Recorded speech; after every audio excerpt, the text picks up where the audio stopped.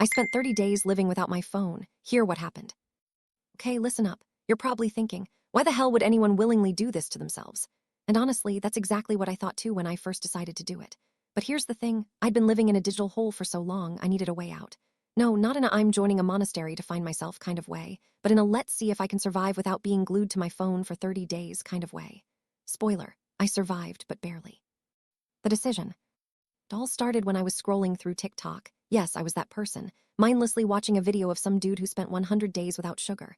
And I thought, if this guy can do it, surely I can survive without my phone. So one night after watching like 5 hours of random junk on YouTube, I made a decision. I'm doing it. No phone for 30 days. I'm gonna be a better person. I'll be free, or so I thought. Now let me set the stage. I was the classic always on the phone person. You know the type. I couldn't go 5 minutes without checking my emails, Twitter feed, or Reddit. Don't even get me started on Instagram. I was a slave to the notifications. So yeah, cutting off my phone felt like a bold and brave move. Also, the idea of actually sitting down and doing something like reading a book or cooking a real meal, instead of microwaving something while scrolling, felt so adult.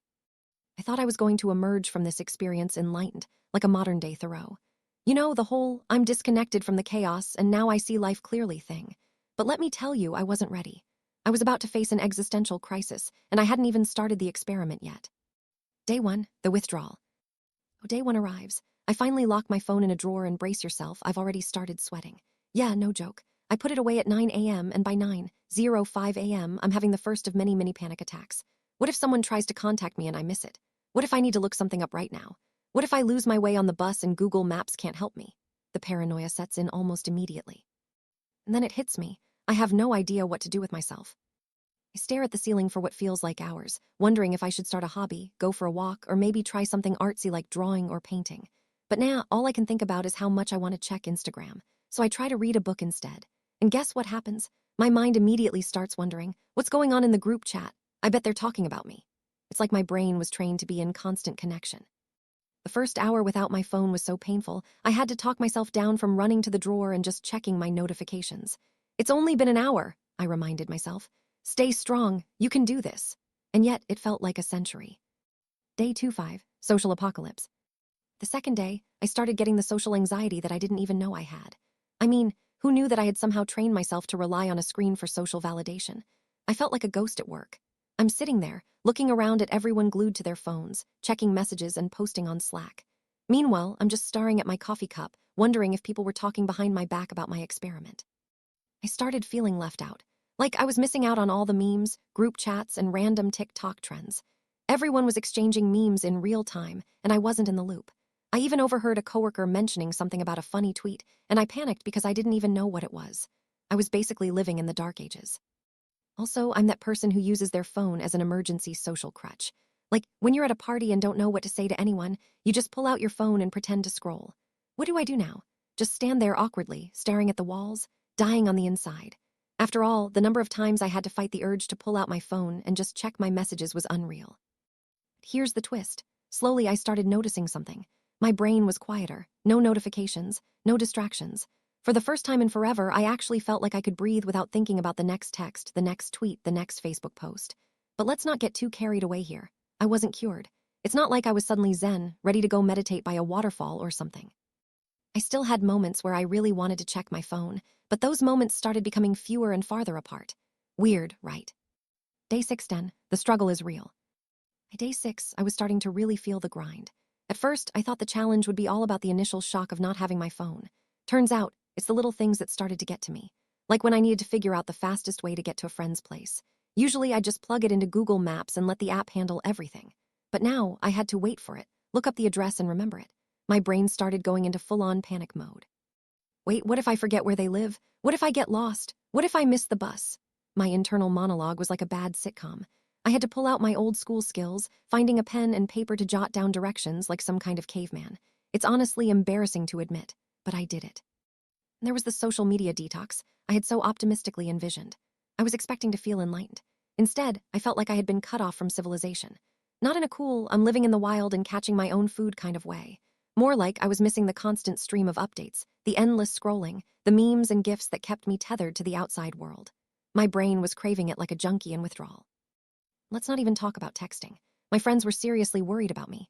I got texts that looked like they'd been sent by people who thought I'd gone off the grid for good. Dude, you good? We haven't heard from you in days. Are you alive? My group chat was a mess. I felt like I was slowly fading from their lives, like I was the ghost at the party no one wanted to acknowledge. I mean, how do you explain that you're taking a 30-day break from a device that basically runs your life? Here's the kicker. By the end of day 10, I started not caring about responding immediately. I'd check my messages, sure, but instead of freaking out over every notification, I started ignoring them for a bit longer. In a weird way, I felt more present in the real world. I still had moments of intense FOMO, fear of missing out, but the anxiety started wearing off. It was like my phone's grip on me was loosening. It's not that I didn't miss the ease of having everything in the palm of my hand. I missed it a lot. But somehow, I was starting to find peace in the slowness. It was like I was on a social media cleanse, except it was involuntary. Day 11:15. The revelations begin. Somewhere around day 12, things started to get interesting. Like I mentioned earlier, I wasn't having some grand, life-changing experience. But I was definitely feeling more aware of how much I relied on my phone for things that were, honestly, not that important. For example, I used to check my email every 5 minutes.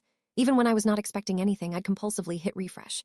But now, I went the whole day without checking it. I was like, hey, if something really urgent comes up, someone will find me. Guess what? Nothing urgent came up. It turns out I'd been letting myself get caught up in a cycle of digital noise, always worried about missing out on emails, texts, or posts, even when nothing important was happening. This got me thinking, what else had I been missing by being glued to my phone all the time? And the answer was everything. Not in some deep spiritual sense.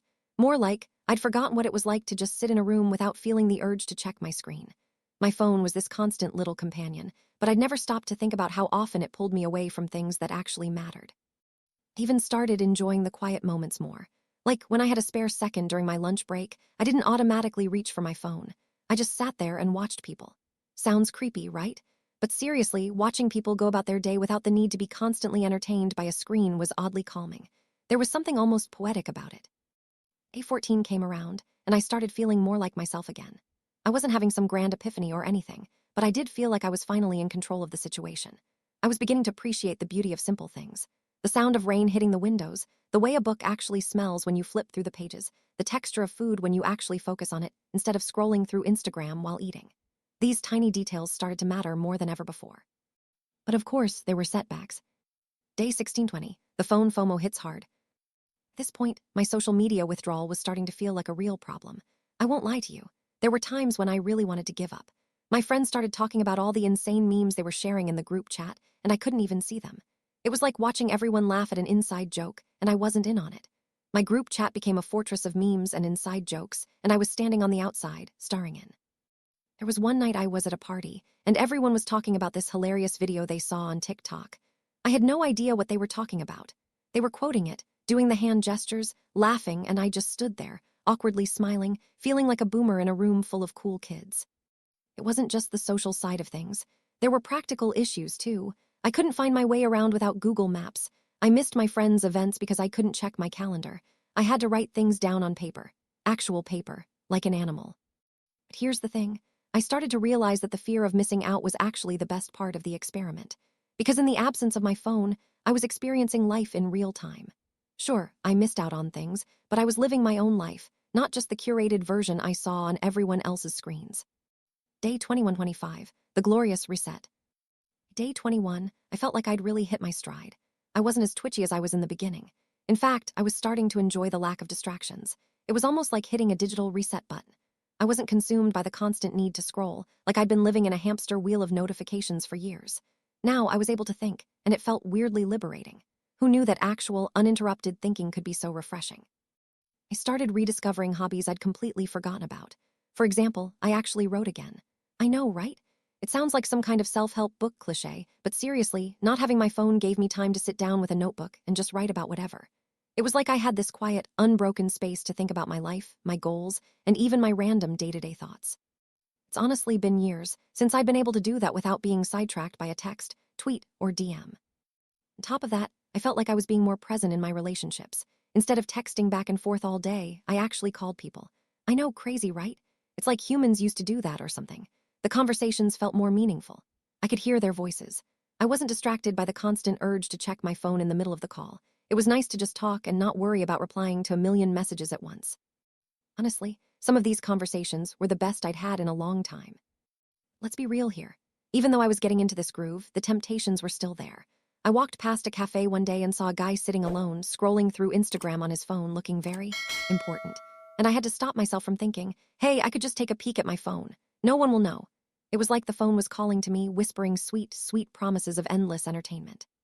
Thankfully, I resisted, and it felt good to resist. Day 26:30, the home stretch. Right, we're almost there. By day 26, I was pretty much in the clear. I had learned how to exist without my phone. The most difficult part was behind me, and I was cruising toward the finish line like an athlete who'd been running a marathon with a cramp in their leg, but finally broke free of the pain. The best part? I wasn't even thinking about my phone all the time anymore. I had actually gotten used to not having it in my pocket 24/7. Don't get me wrong, there were still moments of pure temptation. Like I remember going to a bar on the weekend with some friends and thinking, okay, now this is a perfect moment for a quick Instagram story. But then I'd pause, and instead of pulling out my phone, I'd just enjoy the moment, chatting with people, watching the bartender mix drinks, and listening to the conversations around me. The FOMO was real, but it didn't feel as crushing as it once had. Day 29 was the hardest. That's when I realized just how much my phone had been my security blanket. I never had to feel alone because I could always check my notifications, scroll, or just mindlessly surf the web. Without it, I felt like I was exposed. But here's the kicker. I didn't need it to feel connected. I just had to be present. The realization was like a light bulb turning on in my brain. Finally, day 30 arrived. I had made it. 30 days without a phone. Honestly, I was a little proud of myself. But also, I was curious. What would it feel like to go back to the chaos of a constantly connected world? The aftermath, back to reality but different. Okay, so the big question, did I go back to my old ways? Yes and no. The first thing I did was grab my phone. I unlocked it with an almost spiritual reverence, like I was reconnecting with an old friend after a long, emotional separation. I had a ton of missed messages, emails, and notifications. It was overwhelming, to say the least. Here's the twist. I didn't dive back in head first like I thought I would. Sure, I checked my texts, but I didn't feel the need to scroll endlessly through my social media feeds. I didn't immediately open Instagram to see what I had missed. Instead, I felt a strange sense of peace. I realized that I didn't need to check my phone every 5 minutes. The world would continue spinning whether I was in the loop or not. Also found myself setting boundaries. Like, I'd check my messages once or twice a day, but I didn't let myself get lost in the scrolling abyss. The most interesting thing was that I started choosing when I wanted to engage with social media or even use my phone. I wasn't reacting to it all the time anymore. It was like I had regained some control over my digital life, which I hadn't realized I'd lost until I was forced to disconnect. And after all this, the grand finale, I celebrated by throwing a 30-day phone detox movie marathon. No distractions, no checking messages, just me, a bunch of junk food, and a lineup of my favorite movies. The only screen time I allowed myself was the TV, and let me tell you, it felt glorious. Final thoughts. So was it worth it? Absolutely. I learned a lot about myself. The biggest takeaway, I had been using my phone to fill up space in my life, whether I was bored, anxious, or just didn't know what else to do. But taking a break forced me to be present, to enjoy the small moments, and to realize that the digital world will always be there waiting for me. I don't need to constantly refresh my feed to feel connected. If you're thinking about doing something like this, go for it.